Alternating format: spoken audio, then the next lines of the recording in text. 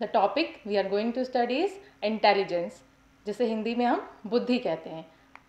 तो आज के लेक्चर में हम जानेंगे meaning and nature of intelligence, यानी बुद्धि का अर्थ क्या है, उसका प्रकृति क्या है। उसके अलावा थ्योरीज ऑफ इंटेलिजेंस यानी बुद्धि के सिद्धांत, तथा concept of mental as and IQ यानी मानसिक आयु क्या होती है तथा आईक्यू कैसे निकाला जाता है या आईक्यू क्या है। Intelligence came from the Latin word intelligere which means to understand. जो शब्द इंटेलिजेंस है वो लैटिन भाषा के शब्द इंटेलिगर से निकल के आया है, जिसका अर्थ होता है समझना। वहीं अगर हम भारतीय साहित्य की बात करें तो भारत में जो प्राचीन भारतीय साहित्य है उसमें इंटेलिजेंस के लिए बुद्धि शब्द का वर्णन मिलता है, जिसका अर्थ होता है स्वचेतना या फिर जो निर्णय लेने की हमारी क्षमता होती है और सही रास्ते चुनने की जो क्षमता होती है उसको बुद्धि से जोड़कर देखा गया है। अगर हम इंटेलिजेंस की डेफिनेशंस की बात करते हैं तो सबसे पहली जो डेफिनेशन दी गई थी इंटेलिजेंस की वो बोरिंग ने दी थी। उन्होंने कहा था intelligence is what intelligence test measures. लेकिन ये जो परिभाषा थी ये अधिक समय तक प्रचलित नहीं रही और इसके बाद बहुत से मनोवैज्ञानिकों ने इंटेलिजेंस या बुद्धि को परिभाषित करने का प्रयास किया। उसी क्रम में वेशलर की जो डेफिनेशन है वो काफ़ी पॉपुलर मानी जाती है। According to Wechsler, intelligence is the aggregate or global capacity of the individual to think rationally, to act purposefully and to deal effectively with the environment। यानी कि एक ऐसी समग्र क्षमता जो कि व्यक्ति को तार्किक रूप से तर्क करने और सही निर्णय लेने, वातावरण के साथ में एडजस्टमेंट या समायोजन करने में हेल्प करती है या मदद करती है। इसके अलावा नीजर ने इंटेलिजेंस को डिफाइन करते हुए बताया है कि intelligence is individual ability to understand complex ideas, to adapt effectively to the environment and to learn from experiences, to engage in various forms of reasoning and to overcome obstacles by taking thought। यानी कि उन्होंने इसको एक जटिल क्षमता के रूप में परिभाषित किया है, जिसमें कि हम जो जटिल विचार होते हैं उनको समझने, उसके अलावा वातावरण के साथ सही रूप से समायोजन करने और अपने अनुभवों से सीखने की क्षमता के रूप में इसको देख सकते हैं। अगर हम बुद्धि के प्रकृति का वर्णन करते हैं तो हम देखेंगे it is N innate mental ability which grows and is influenced by the environment. यानी कि ये एक इन्नेट मेंटल एबिलिटी तो होती ही है, लेकिन इसमें वातावरण का भी प्रभाव देखा गया है, तो इसको एक as a product of heredity and environment बोला जा सकता है। It shows the capacity to adapt to new or change situation quickly and correctly। आप कितनी अच्छी तरीके से, कितनी जल्दी से किसी नई सिचुएशन में अडेप्ट कर लेते हैं, ये आपकी बुद्धि को दर्शाता है। It is the ability to carry on higher mental processes such as reasoning, criticism, rational and judgment। तर्क करने की क्षमता, क्रिटिसाइज करने की क्षमता, सही से जजमेंट लेने की क्षमता, ये भी एक बुद्धि के लक्षण है। And it implies the capacity to learn and solve difficult tasks and problems। इसके अलावा जो इंटेलिजेंस है उसमें इंडिविजुअल डिफरेंसेस भी देखे जा सकते हैं, यानी कि कोई व्यक्ति अधिक बुद्धि का होगा या कोई व्यक्ति न्यून बुद्धि का हो सकता है। इसके आधार पे हम आईक्यू के बेस पे हम लोगों को क्लासिफाई करते हैं कि वो किस बुद्धि स्तर के हैं। Intelligence follow a growth pattern as per the age. It reaches to the maximum at 16 to 20 years, thereafter horizontal growth continues. 3 years तक की इंटेलिजेंस जो है वो एक अच्छी ग्रोथ पैटर्न फॉलो करता है, उसके बाद वो स्लो हो जाता है या उसमें हॉरिजॉन्टल ही ग्रोथ देखने को मिलती है। Studies have not found relationship of intelligence with sex in education. यानी कि जो मेल या फीमेल हैं उनमें इंटेलिजेंस को लेके बहुत ज़्यादा जो डिफरेंस है वो नहीं देखा गया है। इसके अलावा एजुकेशन का भी इसमें ज़्यादा इफेक्ट नहीं पड़ता है, क्योंकि हम देखते हैं कि व्यक्ति अगर अनपढ़ भी है तब भी उसमें बुद्धि की क्षमता होती है। इसका मतलब ये नहीं है कि अगर उसने पढ़ा लिखा नहीं है तो इसका अर्थ यह नहीं है कि वो उसमें बुद्धि नहीं होगी या उसमें इंटेलिजेंस नहीं होगा। Intelligence is not memory, as even without memory intelligence is possible. अगर हम मेमोरी से इसको जोड़ के देखें तो यह गलत होगा, क्योंकि मेमोरी होना एक इंटेलिजेंस व्यक्ति होने का लक्षण नहीं है, बल्कि इसका मेमोरी से बहुत ज़्यादा संबंध नहीं है। Intelligence can be seen in both normal and abnormal behaviour. व्यक्ति नॉर्मल बिहेवियर का हो या उसमें एबनॉर्मल लक्षण हो या वो डिसऑर्डर से पीड़ित हो, फिर भी उसमें इंटेलिजेंस देखने को मिलेगा। अगर हम इसके टाइप्स की बात करते हैं तो थॉर्नडाइक के अनुसार उन्होंने 3 टाइप्स ऑफ इंटेलिजेंस बताए थे, जिसमें आता है concrete intelligence, abstract intelligence and social intelligence. Concrete intelligence को हम मूर्त बुद्धि बोलते हैं, एब्स्ट्रैक्ट को हम अमूर्त बुद्धि भी बोलते हैं और सोशल इंटेलिजेंस को सामाजिक बुद्धि भी बोलते हैं। अमूर्त बुद्धि जो होती है वो वर्ड्स, नंबर्स, फिगर्स आदि से जुड़ी हुई क्षमता होती है। इस तरह की जो क्षमता होती है वो आप अध्यापकों में, फिलोसफर्स में, इसके अलावा जो पेंटर्स होते हैं या जो राइटर्स होते हैं उनमें ज़्यादा देख सकते हैं।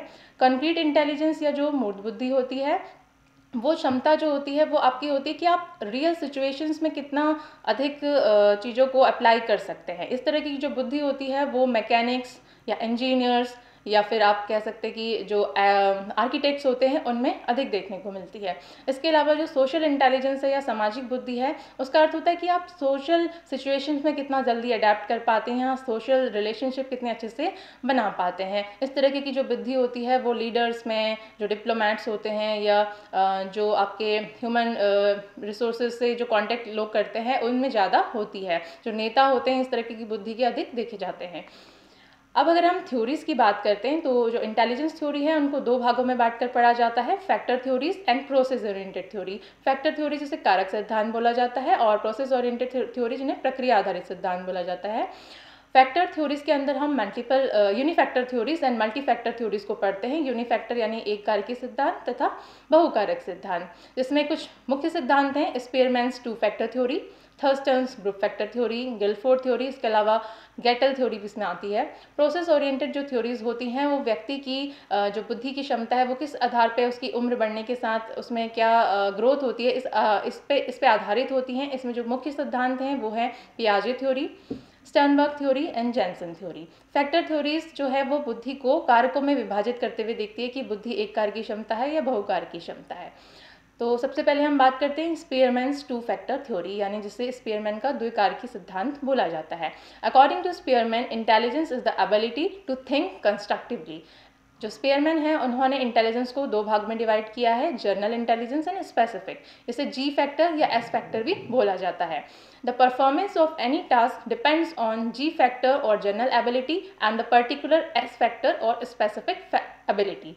तो स्पीयरमैन का मानना था कि किसी भी टास्क को करने के लिए हमें जनरल फैक्टर या जनरल इंटेलिजेंस की ज़रूरत तो पड़ती ही है, उसके साथ साथ हमें स्पेसिफिक फैक्टर्स की भी ज़रूरत पड़ती है जो कि उस स्पेसिफिक टास्क से संबंधित होते हैं।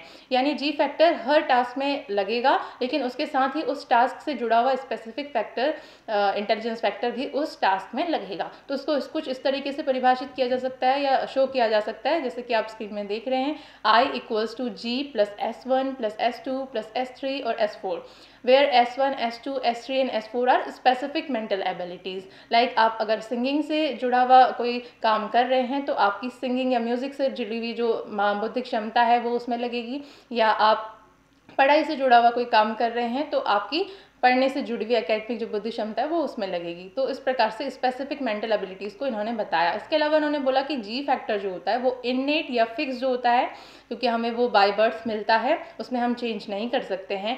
उसके अलावा जो एस फैक्टर होता है वो लर्नड होता है, यानी कि हम उसे अपने एक्सपीरियंसेस से, अपने इन्वायरमेंट से सीखते हैं और वो फिक्स नहीं होता है, उसे ट्रेनिंग के थ्रू हम बढ़ा सकते हैं। अब हम बात करते हैं थर्स्टन की group factor theory. Louis L. Thurston, instead of viewing intelligence as a single general ability, focused on 9 different primary factors. These primary factors are independent of each other. Louis Thurstone ने बोला कि जी factor जैसा कोई चीज़ नहीं होती, बल्कि बुद्धि जो होती है वो अलग अलग प्राइमरी फैक्टर से मिलकर बनी होती है, और इसको थर्स्टन की प्राइमरी मेंटल एबिलिटी थ्योरी भी बोला जाता है। उन्होंने बुद्धि को 9 भागों में विभाजित किया, जिसे प्राइमरी फैक्टर्स बोला, जिसमें कि स्पैटियल फैक्टर आता है जिसे हम एस से भी डिनोट करते हैं, that is involve in visualising shapes, कितने अच्छे से आप विजुअलाइज कर सकते हैं शेप्स वगैरह को। वर्बल फैक्टर जिसे वी से डिनोट किया जाता है, concern with comprehension of verbal ideas.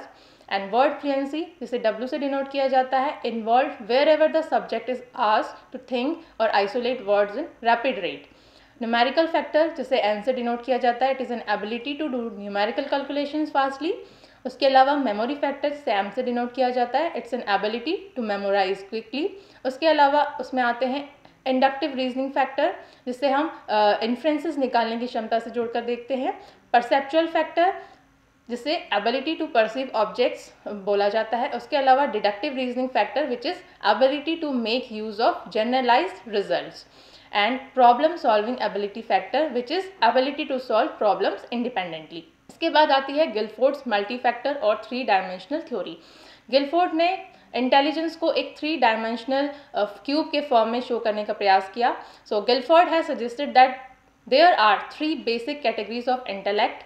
Operation which is the process of thinking, contents which is what we think about, and product the end result of our thinking. यानी operation and contents के बाद जो product निकल के आते हैं उसे हम प्रोडक्ट बोलते हैं.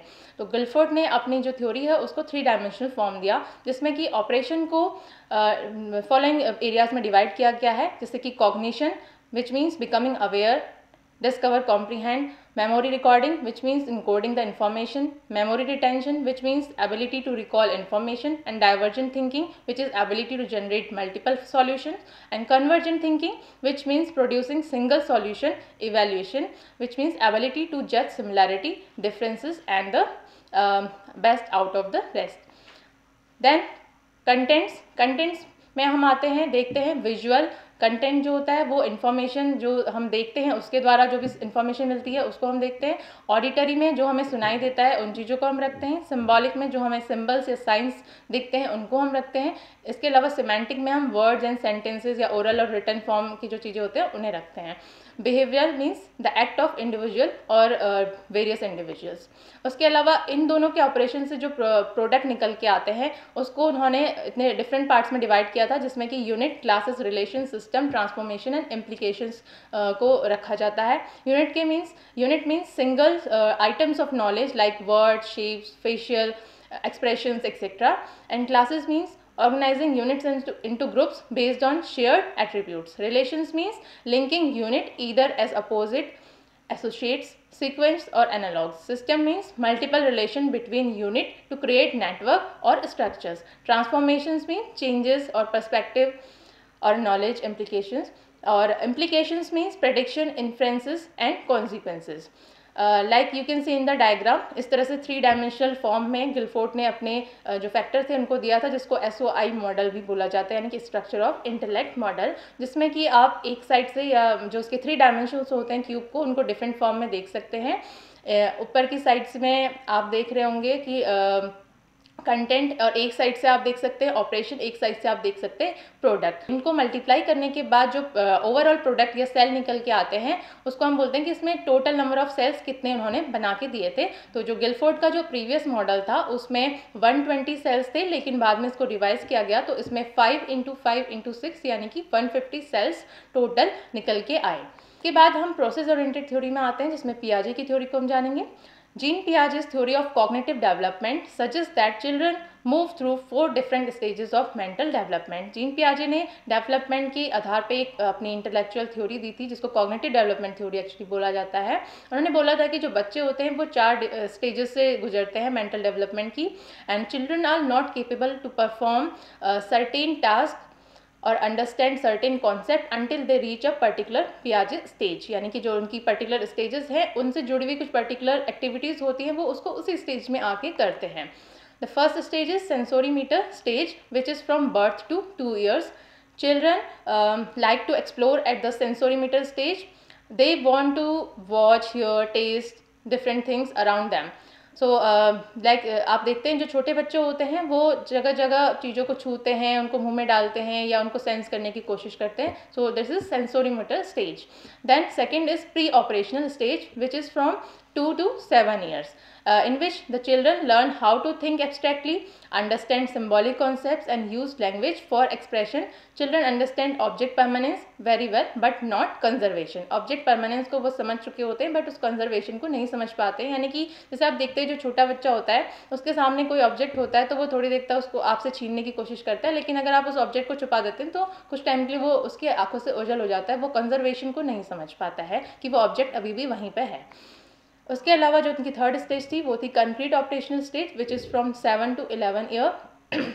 By this time they reach the stage where children can understand much more complex abstract concepts such as time, space, quantity. Children are able to use inductive logic as well and the idea of reversibility. Then last stage is formal operational stage which is from 11 years and older. And in this stage, children learn more abstract thinking, hypothetical and theoretical reasoning. They are no longer bound to observable and physical events. बड़े जो बच्चे होते हैं उनमें सोचने समझने की क्षमता डेवलप हो चुकी होती है। शायद इसी वजह से जब स्कूल्स में इस एज में बच्चे आ जाते हैं तो उनको आंसर्स खुद लिखने के लिए बोला जाता है, या उनको तरह तरह की एक्टिविटीज़ इस तरह की दी जाती हैं कि उनकी जो एब्स्ट्रैक्ट थिंकिंग है या उनकी रीजनिंग है वो इम्प्रूव हो।